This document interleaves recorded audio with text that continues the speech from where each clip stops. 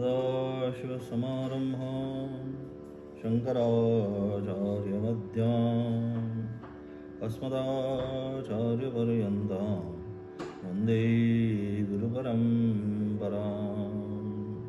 श्रुतिस्मृतिपुराणानाम् आलयं करुणालयं नमामि भगवत्पादं शङ्करं लोकशङ्करं।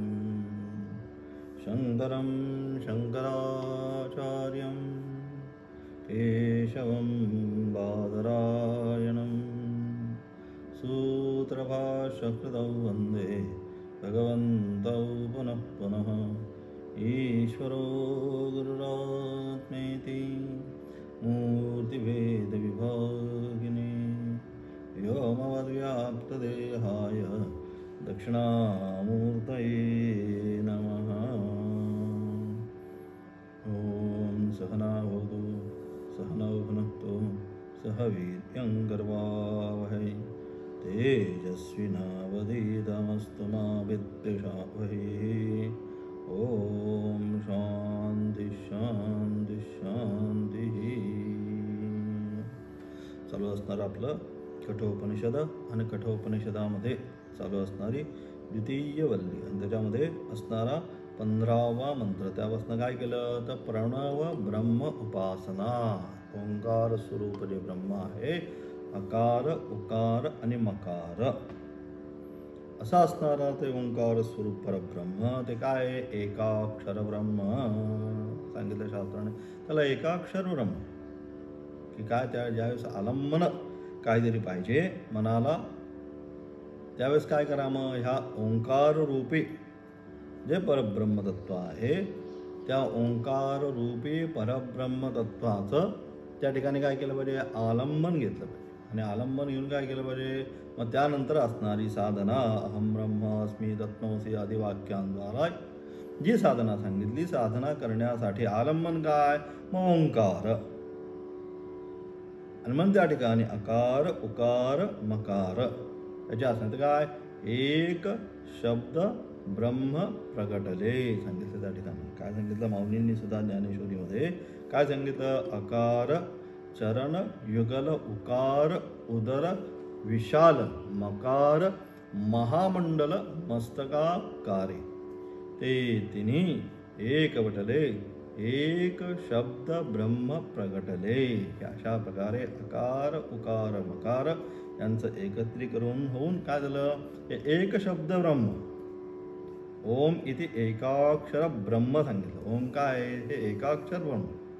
आणि मग त्यासाठी म्हणून आलंबन काय घ्यावं, तर आलंबन येण्यासाठी मग त्या ठिकाणी जो साधक आहे, जो मुमुक्षु आहे, त्या मुमुक्षुने साधना करत असताना, श्रवण मनन निध्यासना करत असताना ओंकार स्वरूप जे अक्षर आहे ते अक्षराची तत्ते पदम संग्रहेण ब्रवीम्योमित्येतत् सांगितलं.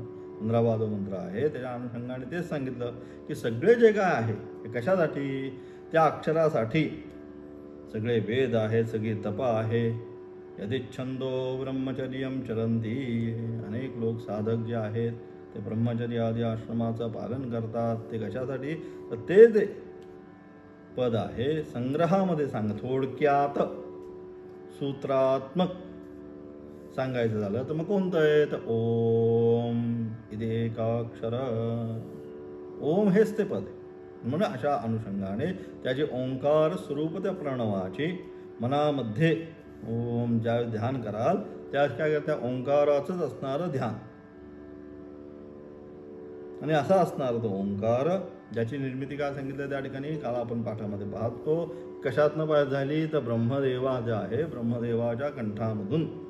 काल आपण तो श्लोक पाहिला काय, ओंकार अथ शब्दश्च कंठम भित्वा ब्रह्मणः दौ एतौ पुनर्यातौ तस्मात् मांगलिकौ उभौ सांगितलं की या सृष्टीच्या आरंभी ब्रह्मदेवाने संपूर्ण सृष्टीची रचना केल्यानंतर त्यांच्या मुखातून जे पहिलं अक्षर बाहेर आलं ते कोणतं, ओम.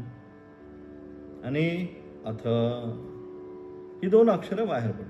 आणि म्हणून या दोघांना आपण काय म्हणतो? तस्मात् मांगलिकम उभौ. हे दोन्ही जी अक्षरं आहेत ही मंगलकारक शुभ आहे. आणि प्रत्येक ठिकाणी काही जरी असेल, वेद मंत्र असेल, काही असेल, त्यात आपण प्रथम काय करतो? ओंकाराचा आरंभ करतो. ओम नमः शिवाय, ओम नमो भगवते रुद्राय. अथवा लिखाण काही असेल तर आपण काय करतो? अथ शब्दानुशासनम, अथा तो ब्रह्मजिज्ञासा, अथा तो धर्मजिज्ञासा, अथ योगानुशासनम. हे सगळं जे आहे त्यांनी काय करतो आपण? मंगलाचरण त्या ठिकाणी करून तो ग्रंथारंभी अथ शब्द वापरतो. आणि उपासनेमध्ये किंवा मंत्रामध्ये आपण सर्वप्रथम ओंकार त्यामुळे शब्द, कारण हे दोन्ही शब्द काय आहे? हे मंगल करणारे आहेत. म्हणून या दोघांची त्या ठिकाणी आपण प्रत्येक मंत्रामध्ये अथवा ग्रंथारंभी या दोघांना त्या ठिकाणी आपण पहिल्यांदा मान देत असतो. आणि म्हणजे अशा प्रकारे असणारा जो साधक आहे, जो मुमुक्षु साधक आहे, त्याने काय केलं पाहिजे? अशा प्रकारे त्या कशाची? ओंकाराची उपासना ज्याला सांगितली. इतर उपासनाच्या अनुषंगाने का जसा जसा त्याच्यामध्ये तीव्र वैराग्य निर्माण होईल. आता श्रवण मनन निध्यासना झाली, आता उपासनेचा क्रम आरंभ झाला आहे. मग ज्यावेळेस असा उपासनेचा क्रम आता आरंभ झालेला आहे, मग आता मनामध्ये काय केलं पाहिजे? एकांते सुखमाप्स्यतां परतरे चेतस समाधीयतां. सांग एकांतवासामध्ये बसल्यानंतर काय? मनामध्ये तो ओंकार जो आहे त्या ओंकाराचं पुन्हा पुन्हा ध्यान, पुन्हा पुन्हा स्मरण केलं पाहिजे.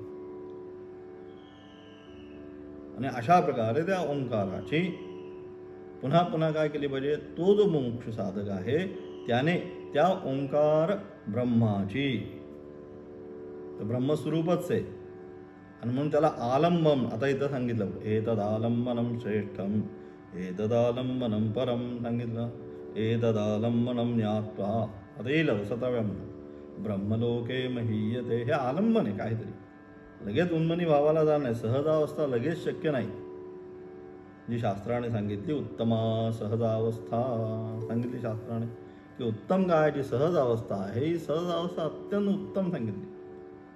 परंतु ती उत्तम अवस्था प्राप्त करण्यासाठी अंतःकरणामध्ये अपेक्षित असलेली सत्वगुण संपत्ती, दैवी गुण संपत्ती तयार होण्याकरिता काय केलं पाहिजे? मग ओंकार उपासना अथवा मध्यमा ध्यानधारणा, ध्यान धारणा, यम नियम आसन, हे जे काय आहे सगळ्याची साधना या ठिकाणी केली. आणि त्या साधनेच्या अनुषंगाने काय? सहज अवस्थेपर्यंत पोहोचण्याचा, की बसल्याबरोबर मन उन्मनी भावाला जाणे, बाकी काही आलंबन न घेता. त्याकरिता म्हणून मग पहिल्यांदा प्रॅक्टिस, लगेच काय 10वीचं किंवा 12वी किंवा आपल्याला ह्याचं डिप्लोमा डिग्रीचं सर्टिफिकेट मिळत नाही. काय? पहिल्यांदा प्रायमरी, मॉन्टेसरी, बालवाडी, यम, त्यानंतर पहिली दुसरी, नियम, आसन, प्राणायाम, हळूहळू जसा जसा जसा पुढे प्रगल्भ होत जाईल त्या अनुषंगाने त्याला पुढे पुढे काय त्याची असणारी प्रशस्तीपत्रकं मिळत जातील. तसं या ठिकाणीच आहे. किती सहज अवस्था प्राप्त करण्यासाठी काय लगेच सहज अवस्था येणार नाही. मग मध्यमा ध्यानधारणा, मध्यम अवस्थेमध्ये ध्यान धारणा करत असताना मग काय केलं पाहिजे? मग ओंकार उपासना केली पाहिजे. अधमा शास्त्रचिंताच्या, त्यानंतर शास्त्रचिंता सांगितली. आता जे आपला जो विषय झालेला आहे हा 3 नंबरला गेलेला विषय. शास्त्रचिंता, ध्यानधारणा, सहजावस्था. मग शास्त्रचिंता का? शास्त्र का शिकायचं? मग शास्त्राच्या अनुषंगाने ते आता तुम्हाला लक्षात आलं कठोपनिषदामध्ये काय, की हा जोवर मागितला, तिसरा जोवर मागितला, त्याच्या मारे देहाच्या व्यतिरिक्त किंवा देहामध्ये असणारा कोण हे का कळलं? हे आता उपनिषद शिकलं तेव्हा कळलं. तो या शरीरापेक्षा भिन्न आहे. क्षेत्रज्ञम चापि मां विद्धी, ही सर्व शरीर म्हणजे क्षेत्र आहे. या शरीरांना जाणणारा तो क्षेत्रज्ञ आहे. हे कधी कळलं? हे ज्यावेळेस शास्त्राचं अध्ययन झालं त्यावेळेस कळलं. मग असा जो आहे गुणातीत तो परमात्मा, मग त्यात परमात्म्याला प्राप्त करण्यासाठी मनन निधिध्यासना, ध्यान, धारणा करायची असेल तर मग काय आलंबन घेतलं पाहिजे? ओम इथे एकाक्षर ब्रह्म. मग त्या ठिकाणी ओंकार, बाकी काही नाही. अमुक हे केलं तमुक केलं, बाकी काय नाही. ओंकारावरच त्याची उपासना झाली पाहिजे. आणि मग अशा प्रकारे ओंकाराची उपासना करत असताना काय होणार आहे? आपल्या आप मनामध्ये एक प्रकारची शांतता, स्मरणवाढ, सजातीय वृत्तींचा प्रवाह सगळ्यात महत्त्वाचा. का ओंकार उपासना करायची? तर ओंकार उपासना करत असताना अंतःकरणामध्ये असणाऱ्या विजातीय वृत्तींचा प्रवाह नष्ट होऊन त्या ठिकाणी सजातीय वृत्तींचा प्रवाह म्हणजे काय? दैवी गुणसंपत्ती जे आहे ते आपल्या आप त्या ठिकाणी वाढीस लागणार. म्हणून मग त्या ठिकाणी साधक साधना करत असताना मग काय करायचं? तर ओंकार कसा आहे म्हणजे तुम्ही माध्यमातून म्हणा, ओम म्हणा किंवा स्मरणात्मक म्हणा, केवळ अंतःकरणामध्ये जातं चिंतन. ओम ओम ओम अशा प्रकारे साधना करत असताना चित्तशुद्धी झाल्यानंतर मग काय? आपल्या आप जी पुढची अवस्था आहे सहज अवस्थेला तोच आहे. आणि म्हणून काय सांगितलं? मग 16व्या मंत्राद्वारे त्यातच असलेलं पुन्हा विश्लेषण काय? एतद्धेवाक्षरं ब्रह्म, एतद्धेवाक्षरं परम, एतद्धेवाक्षरं ज्ञात्वा यो यदिच्छसि तस्य तत्. की अशा प्रकारे हे ओंकार जे अक्षर आहे ना, हे जे सांगितलं मागच्या मंत्रामध्ये, ते ओंकाराक्षर काय? ओंकाराक्षरच ब्रह्म आहे. ब्रह्म इकडे तिकडे दुसरं काही नाही, ओंकारच ब्रह्म आहे आणि तेच पर आहे. सर्वापर म्हणजे सर्वात श्रेष्ठ. परमार्थ आपण म्हणतो. परमार्थ म्हणजे काय? सर्वात श्रेष्ठ. परम म्हणजे त्याहीपेक्षा श्रेष्ठ दुसरं काही नाही. परम म्हणजे सर्वात श्रेष्ठ. अर्थ म्हणजे धन संपत्ती. परमार्थ म्हणजे काय? ही जी धनसंपत्ती आहे आध्यात्मिक, त्यापेक्षा श्रेष्ठ दर्जाची कोणतीच धनसंपत्ती नाही. म्हणून परमार्थ, पारमार्थिक धन आपण म्हणतो. जाताना काय घेतलं पाहिजे?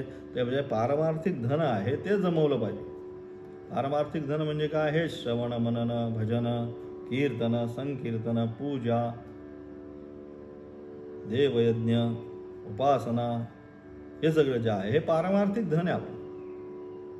जसा धनाचा लोभी असतो तो काय सकाळी उठल्यापासून रात्री झोपेपर्यंत ज्याप्रमाणे कसा कुठनं पैसा मिळेल, कुठनं काय मिळेल, कुठनं आवक होईल हे जसं बघत असतो, त्याप्रमाणे जो पारमार्थिक साधक आहे त्याने काय केलं पाहिजे? ते पारमार्थिक धन प्राप्त करण्याकरता सकाळपासून त्याचा प्रयत्नशील राहिला पाहिजे. सकाळी उठल्यानंतर पहिल्यांदा ध्यान आधी करेल, त्यानंतर स्नान पूजा अर्चा करेल, त्यानंतर शास्त्राचं चिंतन करेल, त्यानंतर जपाआधी काहीतरी करेल. म्हणजे अशा प्रकारे ते फक्त जे पारमार्थिक धन आहे ते प्राप्त करण्याचा प्रयत्न करा. म्हणून काय?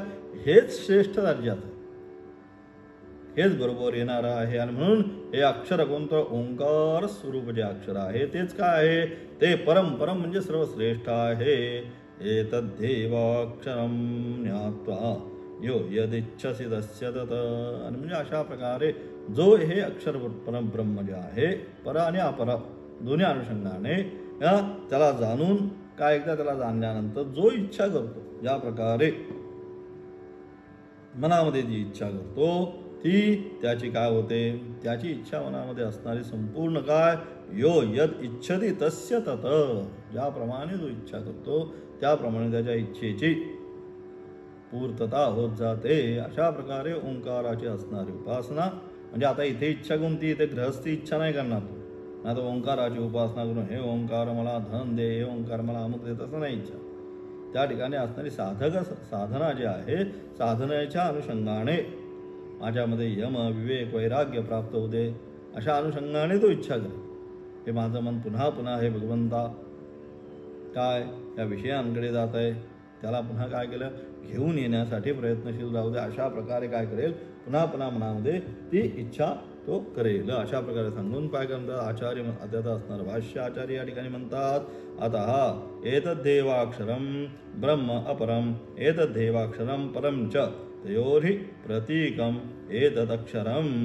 नंतर आत्मतत्व विचाराचा जो अनधिकारी, अजून काय अजून अधिकारी बनलेला नाहीये, परंतु आत्मतत्व आता त्याला काय विचार करायला त्याने आरंभ केलेला आहे. आता जसं तुम्ही आरंभ केला आत्तापर्यंत नव्हतं, पण आता त्या आत्मतत्व अशा प्रकारे आहे, अशा प्रकारे, परंतु अजून अधिकार प्राप्त झालेला नाही. अधिकार प्राप्त करण्यासाठी अनेक जन्माचं पुण्य, तप, तपसा ब्रह्म विजिज्ञासस्व, तपो ब्रह्मेती सांगितलं. तप पाहिजे त्या ठिकाणी, तपाशिवाय नाही. तपसा ब्रह्मजिज्ञासस्व, शरीराला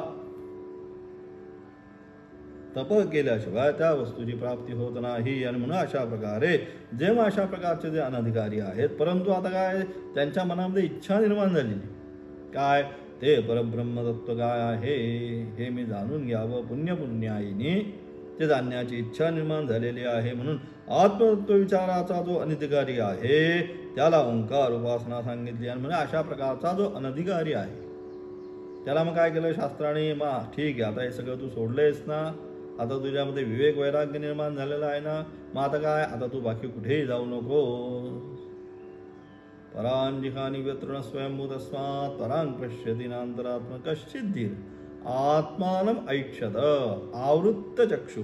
आता आवृत्त चक्षु म्हणजे काय? आवृत्त चक्षु म्हणजे जे बहिर्मुख चक्षु आहेत, विषयांकडे धावणारे, श्रोत्रम त्वक चक्षु रसना घ्राणम, हे बघायचं, हे खायचं, हे प्यायचं, इकडं जायचं, तिकडं जायचं, हे सगळं जे बहिर्मुख चक्षु झालेले आहेत, पंच ज्ञानेंद्रिय पंच कर्मेंद्रिय, त्याला काय केलं पाहिजे? आता अंतर्मुख करून घेतलं पाहिजे. मग अंतर्मुख करण्याकरिता आलंबन काय? मग ओंकार. म्हणजे अशा प्रकारे जो आहे असा प्रकारचा जो साधक या मार्गावर आलेला आहे तो काय? ओंकार उपासना. त्याच्यासाठी अनधिकारी जो साधक आहे त्या अनधिकारी साधकासाठी या ठिकाणी ओंकार उपासना सांगितलेली आहे. आणि त्याचे फळ सांगून त्या उपासनेची स्तुती या श्लोकामध्ये केलेली आहे. अशा प्रकारे त्या प्रणवब्रह्माची उपासना केल्यानंतर त्याचं फल काय ते या ठिकाणी सांगितलेलं आहे. या श्लोकात त्याची स्तुती केलेली आहे. ओंकार रूपी अक्षर हे अपरब्रह्म, हिरण्यगर्भ व परब्रह्म या दोन्हींचे हे आलंबन म्हणजे श्रेय साधन आहे. म्हणजे या अनुषंगाने दोन्ही परब्रह्म आणि अपरब्रह्म. परब्रह्म म्हणजे कुठल्याही प्रकारात निर्गुण निराकार असलेलं असणारं त्याला परब्रह्म. आता याच्यामध्ये शास्त्रामध्ये प्रत्येक ठिकाणी अशाच प्रकारे क्षर अक्षर ब्रह्म परब्रह्म, क्षर अक्षरापेक्षा भिन्न, अशा प्रकारे परमात्म्याचे अनेक प्रकारचे काही काही अनुषंगाने विषय त्या ठिकाणी येतात. पुरुषोत्तम द्वाविम पुरुषोलो क्षर अक्षर एवच क्षर सर्वानि भूतानि कूटस्थो अक्षर उच्यते उत्तम पुरुषस्तु अन्यहा. पुन्हा तिथं उत्तम पुरुष अन्य सांगितला. अशा प्रकारे काही ठिकाणी विशिष्ट वेगवेगळी नावाने त्याला संबोधित केलेलं आहे. ते परब्रह्मतत्व आहे. पण इथे काय? पर आणि अपर. परब्रह्म म्हणजे निर्गुण निराकार जे आहे, ज्याच्यापासून स एकहा ते एकच आहे. अशा प्रकारे जे परब्रह्म निर्गुण निराकार आहे ते परब्रह्म, ते सगळ्याचा असणारा आधारभूत, हे लक्षात ठेवा. अपर त्याच्यापासून ज्यावेळेस सृष्टीची निर्मिती निर्माण झाली तस्मात् आत्मनः सुरुवात झाली. आकाश वायू अग्नी जल पृथ्वी अशा प्रकारे संपूर्ण सृष्टीची निर्मिती झाली. त्या सृष्टीच्या त्या सृष्टीच्या निर्मितीच्या अनुषंगाने त्या ठिकाणी कायम केला परमेश्वराने हिरण्यगर्भ म्हणजे ब्रह्माची उत्पत्ती केली आणि त्याच्यापासून सृष्टी निर्मिती केली. आणि म्हणजे अशा प्रकारे ते ब्रह्मतत्व म्हणजे एक तर परब्रह्म स्वरूपाने जे निर्गुण निराकार परब्रह्मतत्व आहे ते घ्यायचं आणि अपरब्रह्म उपासनेने ब्रह्मलोकाची प्राप्ती, जो ब्रह्मलोक आहे ती उपासना करत असताना ते जे ब्रह्मलोक आहे त्या ब्रह्मलोकाची प्राप्ती म्हणजे ब्रह्मलोकापर्यंत तो जातो आणि ब्रह्मा सकाशात कल्पांते मुक्ती असं त्या ठिकाणी शास्त्र त्याला सांगतं. आणि परब्रह्माची इथेच हा फरक आहे दोघांमध्ये. यद्यपि दोन्ही ब्रह्मभावाला जातात, परंतु हा त्याच्यामध्ये असणारा पुन्हा सूक्ष्म विचार आहे. काय?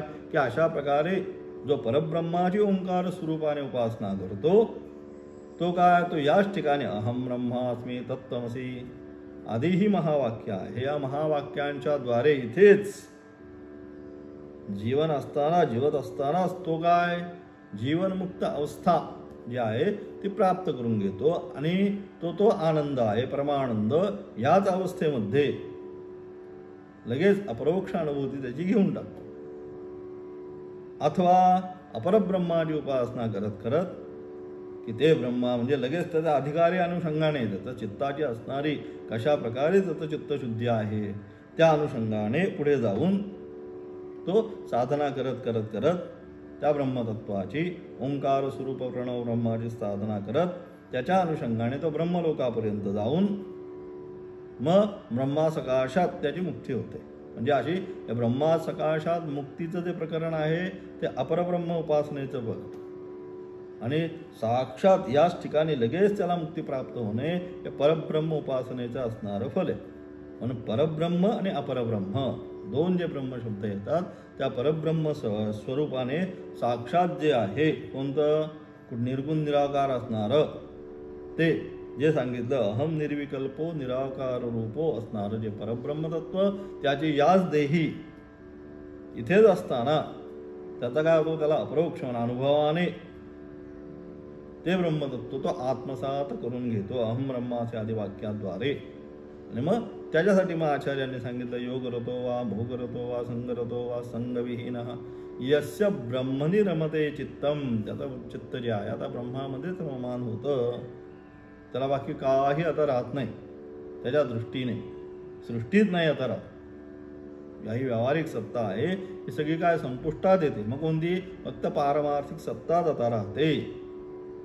तो जो आहे त्याचं ते वर्णन आहे नंदती नंदती नंदते तो एक प्रकारच्या फक्त आनंदामध्येच असतो.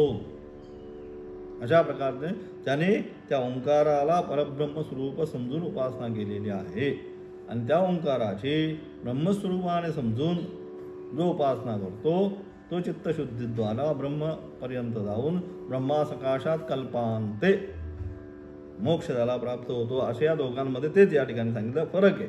हा नाही तर मग पुन्हा काय होतं कधी बरेचदा परब्रह्म काय अपरब्रह्म काय याचा संशय किंचित मनामध्ये निर्माण होतो. तर परब्रह्म म्हणजे साक्षात सगळ्याचा असणारा आधारभूत ते परब्रह्म आणि तेच परब्रह्माच्या द्वारे ज्या सृष्टीची निर्मिती होते त्या सृष्टीची निर्मितीने मग सगळं आलं त्याच्या अनुषंगाने ब्रह्मा आला विष्णू आला महेश आला ते सप्तलोक आले चतुर्दश भुवन आली या सगळ्याचा आधार ते परब्रह्म. परंतु त्या परब्रह्मातून ज्यावेळेस सृष्टी निर्मिती झाली त्यावेळेस अपरब्रह्माची उपासना त्या लोकाला प्राप्त होते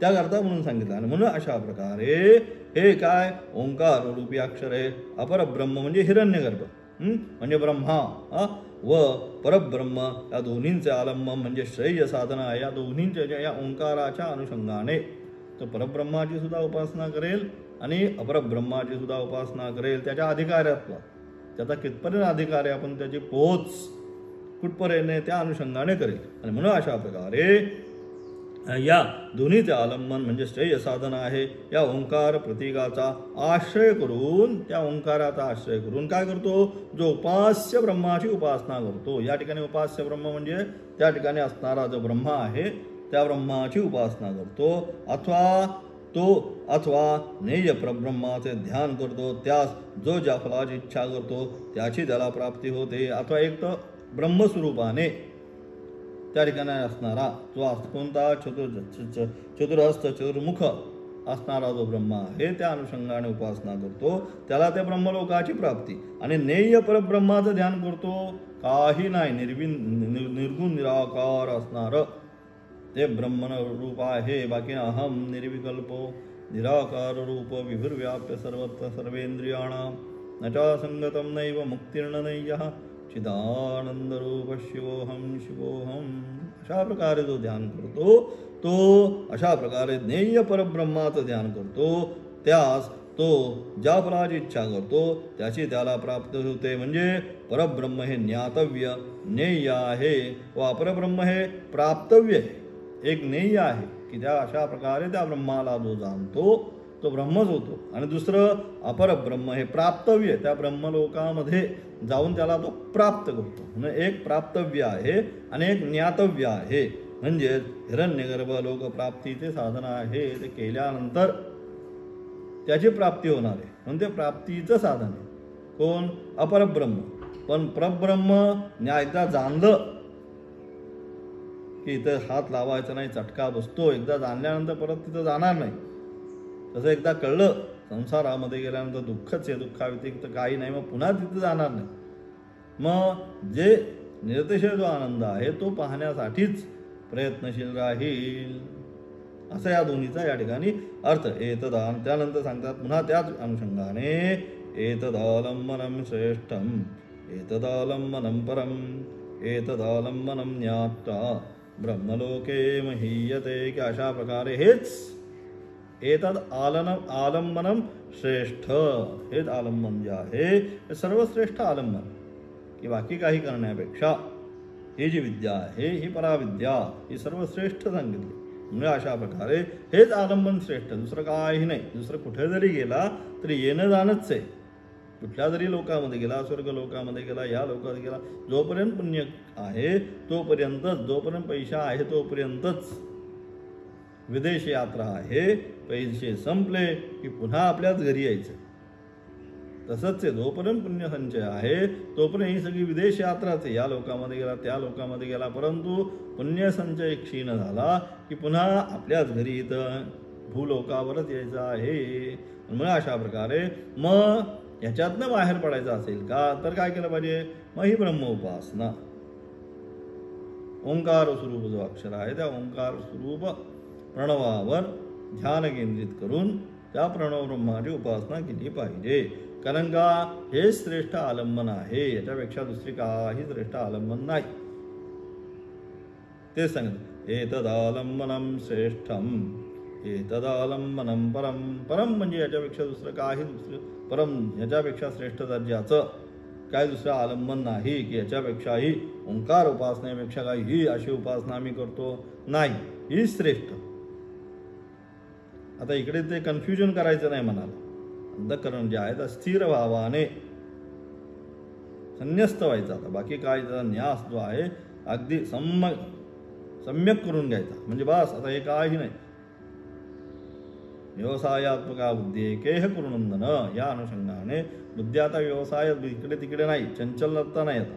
म्हणून हेच परम आलंबन, हे श्रेष्ठ मी जे करतो आहे ही श्रेष्ठ दर्जाची साधना आहे. अशा प्रकारे एतदालंबनं ज्ञात्वा, आणि अशा प्रकारे त्या ब्रह्मस्वरूपाला जाणून, त्या ओंकार स्वरूप ब्रह्मतत्वाला जाणून काय करतो तो, ज्ञात्वा ब्रह्मलोके महीयते. साधक जो आहे तो ब्रह्मलोकाला प्राप्त करतो. की अशा प्रकारे जो ही साधना ओंकार ब्रह्माची करतो तो साधक काय होतो, देहपातानंतर ते जे ब्रह्मलोक आहे त्या ब्रह्मलोकाला तो प्राप्त करून घेतो. यत एवं अतः एव एतत् आलंबनं ब्रह्म प्राप्ति आलंबनानां श्रेष्ठः प्रशस्ततरम्.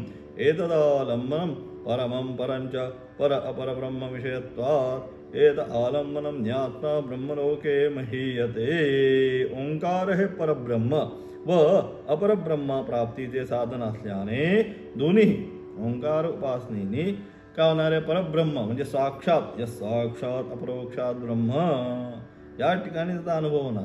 परब्रह्माच्या अनुषंगाने ओंकाराची उपासना करून म्हणजेच ओंकार हे परब्रह्म प्राप्तीचे साधन व तेच अपरब्रह्म प्राप्तीचे साधन. त्याच ओंकाराची उपासनेच्या अनुषंगाने ब्रह्मलोकापर्यंत जाण्याचं असणारं साधन असल्यामुळे, अपरब्रह्माच्या प्राप्तीचे साधन असल्याने इतर ज्या उपासना त्यापेक्षा त्याचे महत्त्व आहे. म्हणून अशा प्रकारे इतर अनेक प्रकारच्या नानाविध उपासना दिलेल्या आहेत शास्त्राने. ही उपासना, आता गणपती गेले गणपतीची उपासना केली, आता पितृपक्ष आला, आता पितरांची सुद्धा ही उपासनाच आहे. पितृपक्ष म्हणजे काय, जे आपले पितर आहेत, जे पितृलोकामध्ये राहतात त्या ठिकाणहून या 15 दिवसामध्ये ते भूलोकी येतात. म्हणून त्यांचं असणारं पूजन तर्पण आपण शास्त्राने सांगितलं आहे. त्यांच्यासाठी हा असणारा पक्ष पितृपक्ष, त्याही सुद्धा उपासनाच आहे. आणि तरी काय, ते आपल्यावर प्रसन्न होतात, आशीर्वाद देतात. म्हणून श्राद्धादी सगळ्या ज्या असणाऱ्या क्रिया ज्या आहेत त्या करता आपण करतो या पितृपक्षामध्ये. ज्या दिवसाला गेले त्या दिवसाची असणारी तिथी, त्या अनुषंगाने ते श्राद्ध. आणि माहिती नसेल, राहिलं असेल तर मग काय करतो, आता येणारी सर्व पितृ अमावस्या, ज्ञात अज्ञात,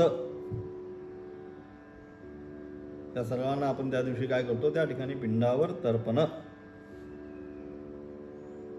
देऊन त्यांना संतुष्ट करतो. त्यातनं ते संतुष्ट होऊन आपल्याला काय देतात? आशीर्वादच देतात. तो आशीर्वाद पूर्वजांचा, पितर म्हणजे आपले पूर्वज, दुसरं कोणी, त्यांचा आपला संबंध आहे.